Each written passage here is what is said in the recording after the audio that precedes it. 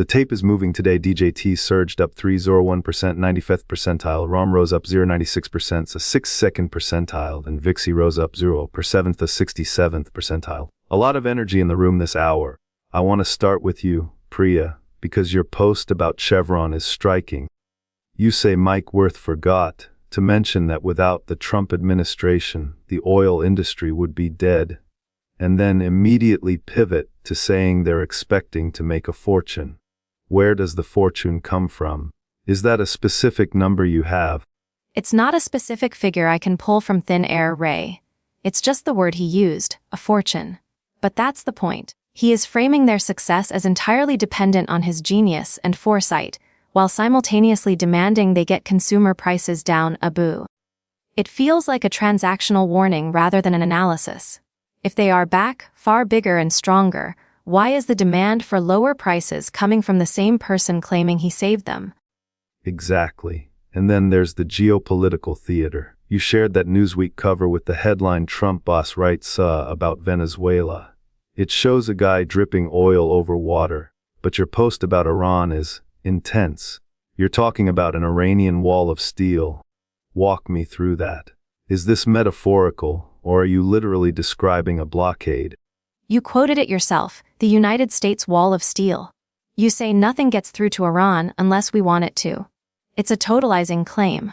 Then you pivot to the missing children post, the bar chart showing who knows how much remaining in July versus a number remaining in February, and you blame sanctuary cities for making sure children remain missing. It's a lot of absolute language. Nothing gets through. Total surrender. Let's linger on that chart for a second because it's visually loud. You posted it with the text up 8, 51% located, and down 3, 36% drop in remaining. But then you also included down 16, 47% drop in remaining under 18. Why highlight the under 18 drop specifically?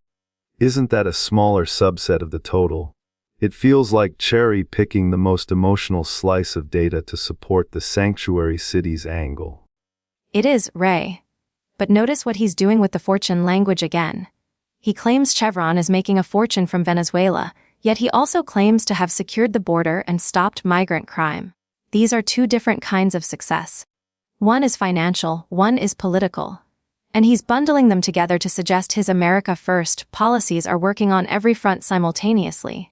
But look at the tape. VIXY rose up 74%, a 67th percentile.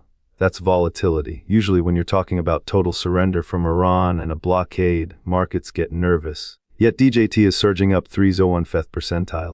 Does the wall of steel sound like stability to investors? Or is this just a rally based on the promise of action, regardless of the actual geopolitical risk?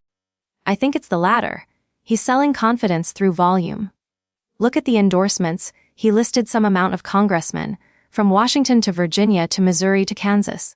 Every single one is getting complete and total endorsement.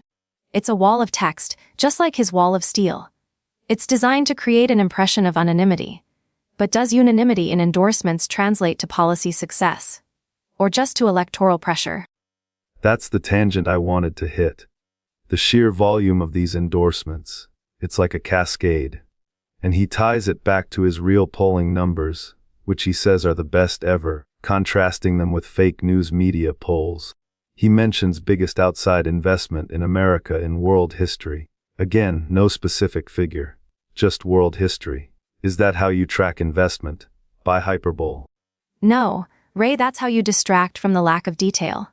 He talks about unparalleled respect and giant victory. But when it comes to the actual mechanism, like the Chevron deal or the Iran blockade, he offers only declarations. Nothing gets through. They're back.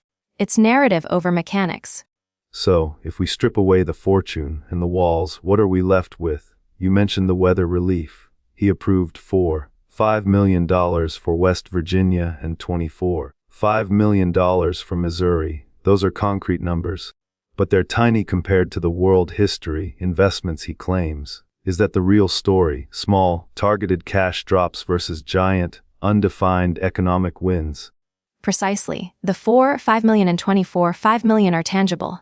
You can count them. The fortune for Chevron is abstract. The wall of steel is rhetorical. He's using the concrete numbers to validate the abstract claims. It's a classic move. Prove you can deliver on the small stuff, so people assume you're delivering on the big, impossible stuff.